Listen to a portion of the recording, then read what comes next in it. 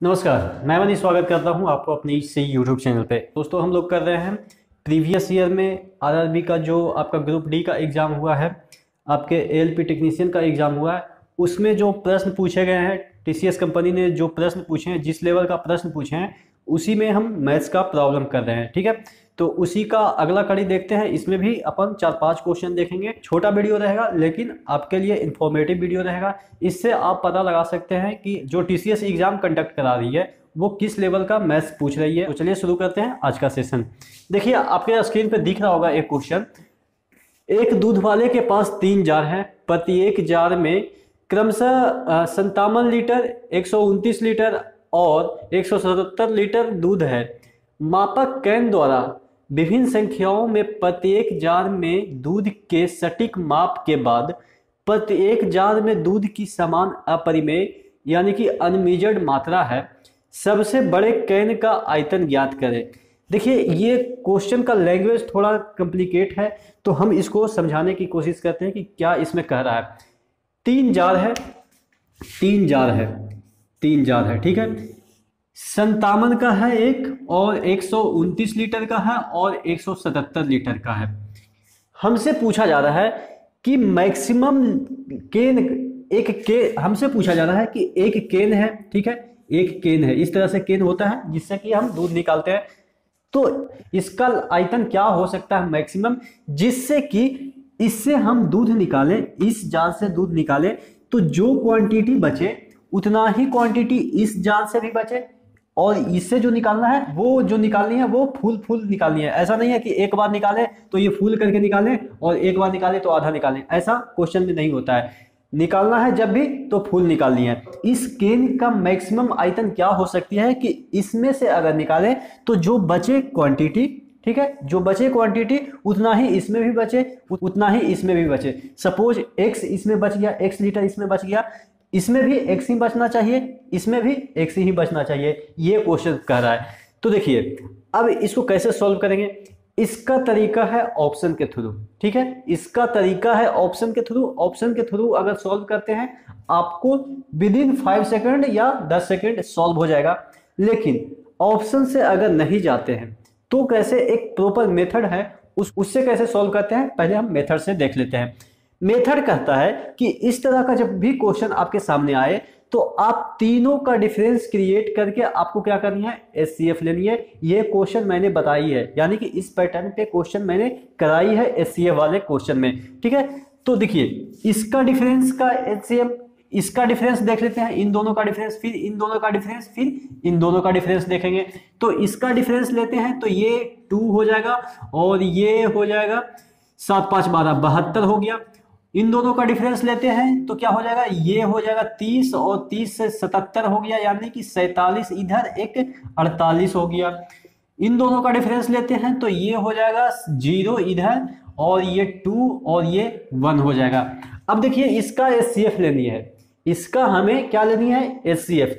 अब एचसीएफ लेंगे तो क्या दिख रहा होगा, यहाँ पे आपको 24 दिख रहा होगा, एकदम से 24 क्लियर दिख रहा है।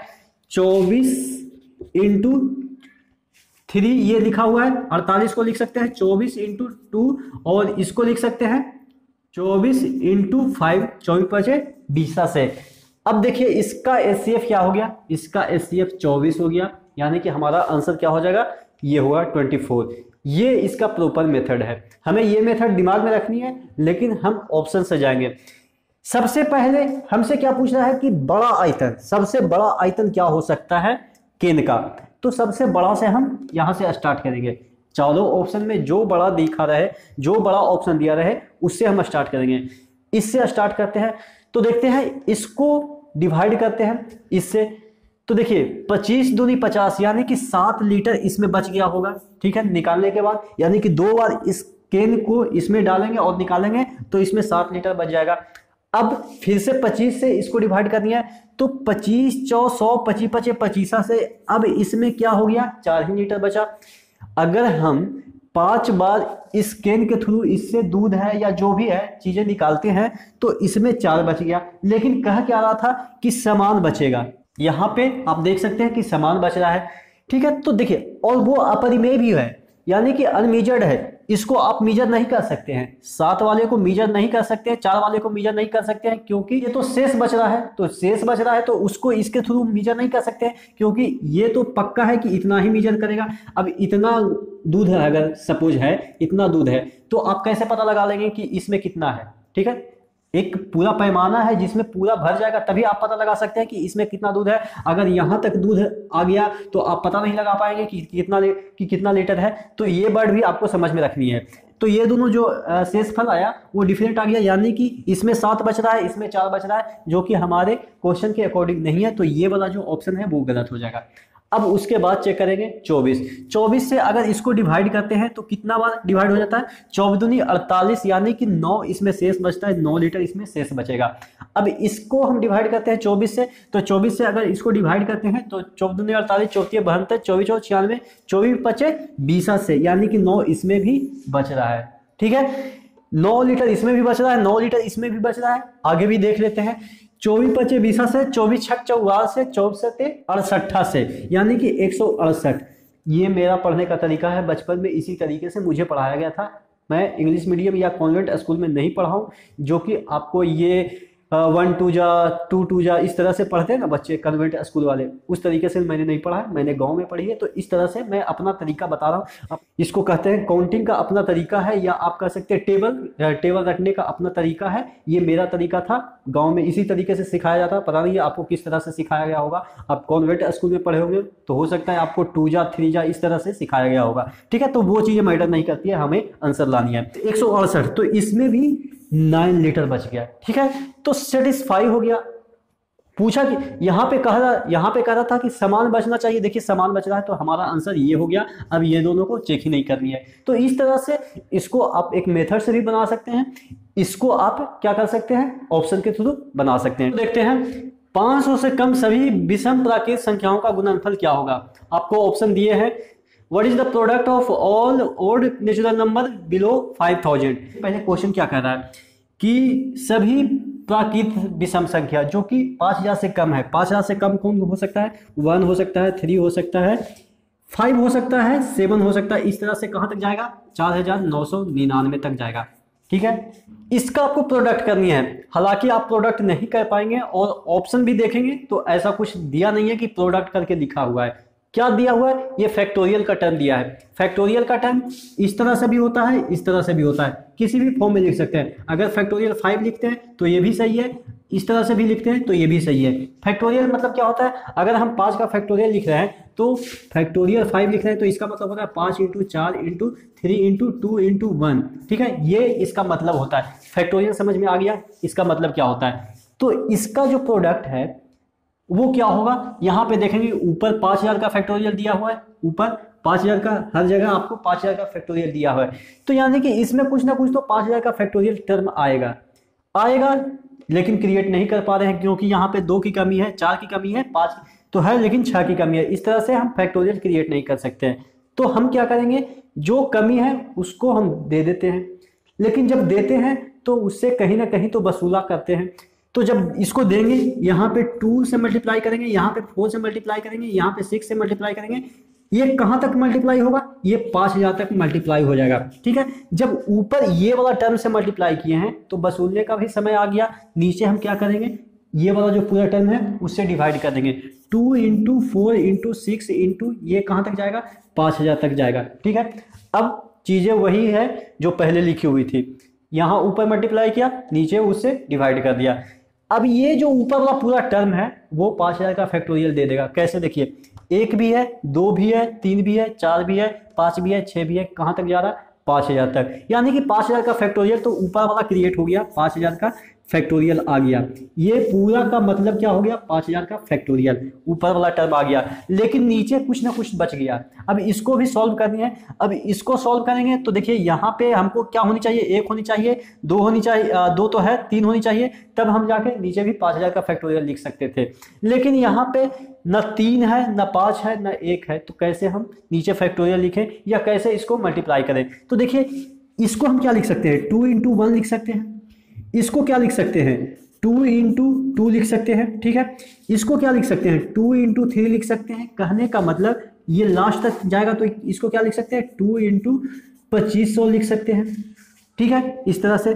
तो देखिए हर जगह आपको 2 दिख रहा होगा, हर जगह 2 दिख रहा है। यहाँ पे 1 है, यहाँ पे 2 है, यहाँ पे 3 है। ये कब तक जा रहा है? ये 2500 तक जा रहा है। यानी कि जो 2 है वो 2500 बार आया होगा। जब 2 2500 बार आया होगा तो उसको क्या लिख सकते हैं? 2 टू द पावर 2500 लिख सकते हैं। यानी कि अब इसको लिख सकते हैं 2 टू द पावर 2500। अब इसमें क्या बच गया? 1 बच गया, 2 बच गया, 3 बच गया, 4 बच गया, 5 बच गया। इस तरह से कहां तक चला गया? 2500 तक। तो ये किसका फैक्टोरियल हो गया? ये हो गया इनटू 2500 का फैक्टोरियल हो गया। यानी कि नीचे वाला टर्म ये हो गया और ऊपर वाला टर्म ये हो गया। तो आंसर आपका क्या हो जाएगा? ये वाला हो जाएगा। ऑप्शन बी हमारा आंसर हो जाएगा। तो इस तरह से आपको ये क्वेश्चन सॉल्व करनी है। अब इस क्वेश्चन को देखते हैं। 2 टू द पावर 256 है को 17 से डिवाइड करने पे शेषफल क्या बचेगा? हमने आपको टोसेंट मेथड बताया था। पहले हम टोसेंट मेथड से कर लेते हैं सॉल्व, उसके बाद जो अपना तरीका है, देसी तरीका, जब टोसेंट मेथड हम भूल जाते हैं तो उससे भी करेंगे। टोसेंट इसका क्या होता है? कोई भी अभाज्य संख्या का टोसेंट क्या होता है? एक कम होता है। यानी कि 17 का टोसेंट 16 होगा। टोसेंट मेथड आपको नहीं पता है तो आप एक बार सर्च करेंगे टोसेंट method by study with engineer Manish, इतना लिखेंगे आपको वही वाला वीडियो खुल जाएगा। ठीक है, तो इसका टोसेंट 16 हो गया।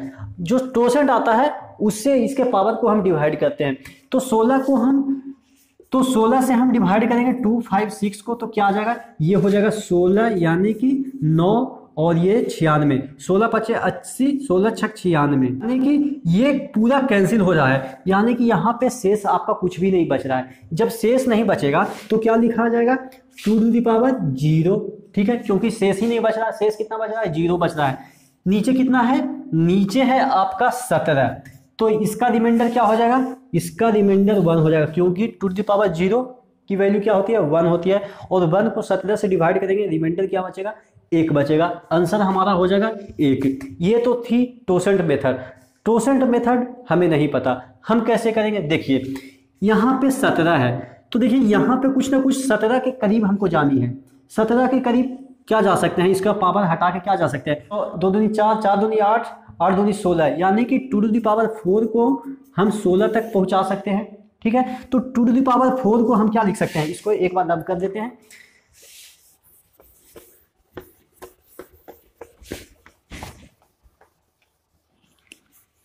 देखिए 2 टू द पावर 4 को हम लिख सकते हैं 16, जो कि 17 के करीब है। ठीक है, जो 17 के करीब है, लेकिन 2 टू द पावर कितना है?